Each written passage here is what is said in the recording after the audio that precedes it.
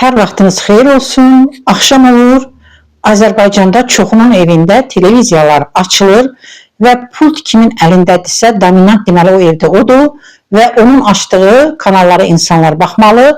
Baxsalar da, baxmasalar da televizor orada işləməlidir və istər-istəməz uşaqlar da o televizorun zəhərli təsirinə məruz qalır və Diamond temadan bir türk soruşur ki, yəni türk serialları başqa ölkələri də yoluxubdur.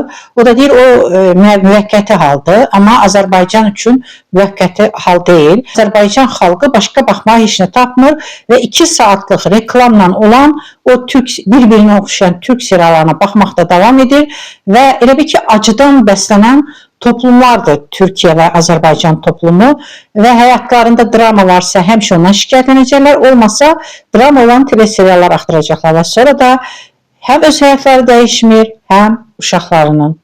Yəni, əvvəl Braziliya serialları idi, onlar sabun operaları deyirdilər, indi isə türk serialları daha zəhərli işləyir beyinlərə. Beyin də elə bir şeydir ki, bölündən nə keçsə o tap ora yapışır və sizə elə gəlir ki, yox, təsiri yoxdur, yox. Ona görə deyirlər ki, gündəlik xəbərlərə baxanda da çox da dərinlərə enməyin. Çünki beyniniz elə zəhərlənir ki, sonra təmizləyə bilmirsiniz. Mən də bir-iki türk serialına baxmışam.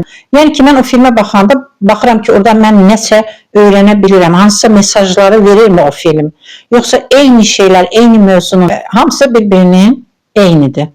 Yəni, internet olmayan dövrdə yenə oturub o televiziyalara baxmağın bir mənası var deyirəm. Amma indi internet var, qəşəngcə oradan film seçib televiziyaya verib, ailəlikcə baxa, onu müzakirə edə, ondan nəsə götürə bilərsiniz.